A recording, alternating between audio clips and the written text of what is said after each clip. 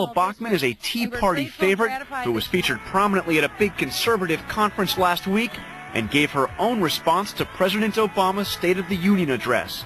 She may see an opening, especially if Palin decides not to run. And the latest polls in those early primary states have not looked good for Sarah Palin. A poll earlier this week in New Hampshire, for example, George, had her tied for 5th place with just 6% of the vote. Okay, John, thanks very much. Joining us now, that potential challenger you said could be the Tea Party's favorite. She's the leader of the Tea Party caucus in the House of Representatives, Congresswoman Michele Bachmann. Thanks for joining us this morning. So, Congresswoman, you've been to Iowa several times. You're heading to South Carolina this weekend, another early contest. You're going to New Hampshire next month. I know you haven't made any decisions yet, but why are you interested in the presidency? Well, I'm interested primarily in making sure that for the next year we're talking about the issues that the country is facing. And so I want to make sure in the midst of looking at all the individual candidates, which must be done, that we continue to focus on the issues of overspending, debt, national security. So that's really what I'm doing. I'm trying to set the table, if you will, because these voters are vital in these early states. They're going to make a very important decision about our nominee. And so my focus is really to keep the voters focused on the issues. Those issues are being raised by all the potential candidates, Mitt Romney, Newt Gingrich, Tim Pawlenty. So what do you bring to this potential race that the others don't? Well, I think what I bring is the perspective of being here in the front lines of Washington, D.C., where all of the decisions have been made over the past 4 years that have radically changed our country. And for many Americans, they believe that we're not going down the right track right now. So I want to take that information out into these different early primary states and to listen to people. I've been privileged to be a part of the Tea Party movement. This has been the verve and the vibrancy that we've seen of people getting engaged again. I want to take that perspective out to listen to people when I'm going out to the early primary states. What's the tripwire for you to get into this race? If Sarah Palin decides not to run, are you in? You know, I'm not there yet. I haven't made a decision about whether or not I'm going to engage, and so we'll see. I really want to just talk to the people that are in these early primary states and listen to them. Let me ask you a question about foreign policy. We've seen this revolution now sweeping across Egypt and the Middle East. There's protests in Bahrain this morning. If you were president right now, how would your approach differ from President Obama's?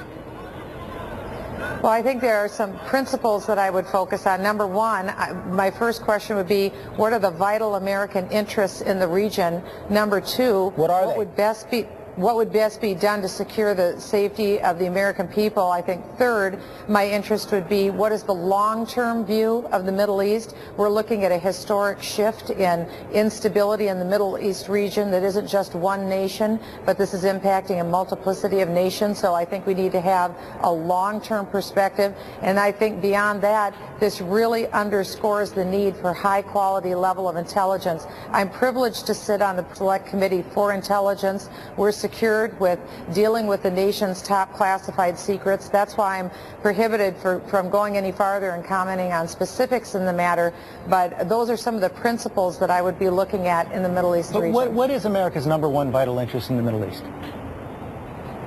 Well, there are multiple issues that we have and multiple interests in the Middle East, but our safety and security of people in the United States is always #1. And let me move on now to this controversy, this debate you've had with the First Lady, Michelle Obama, over breastfeeding. You said her encouraging of young African-American mothers to breastfeed to avoid obesity in children is another example of a nanny state.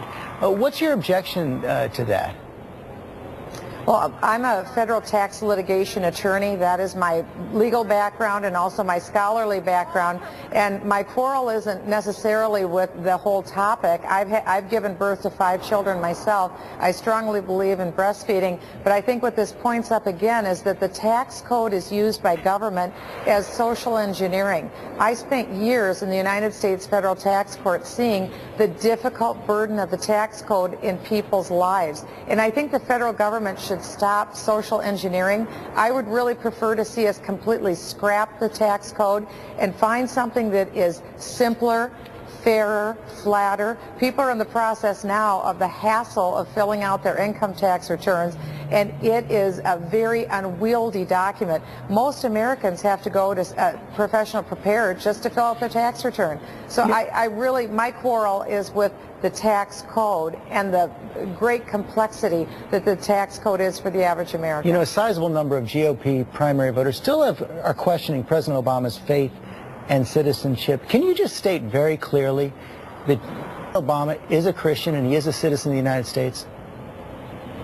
Well, that isn't for me to state. That's for the president to state. And I think that when the president makes his statements, I think they need to stand for their own. But he has said it very clearly. I'm just asking if you believe it. Well, I think we should take the president at his word.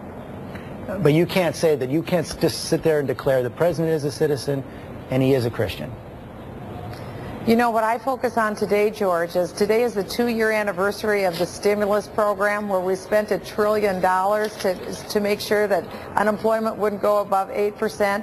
That's what I'm worried about, because the people in the 6th District of Minnesota are very concerned about job creation, and that's a lot more important than dealing with those other issues. Final quick question. I'm just curious. We have a big day here, Lady Gaga here in the studio. Are you a fan? You know, I don't really know that much about Lady Gaga. I hate to say it. I have a lot of children, but I don't know that much about Lady Gaga. Okay, Congresswoman, thanks very much for coming in this morning.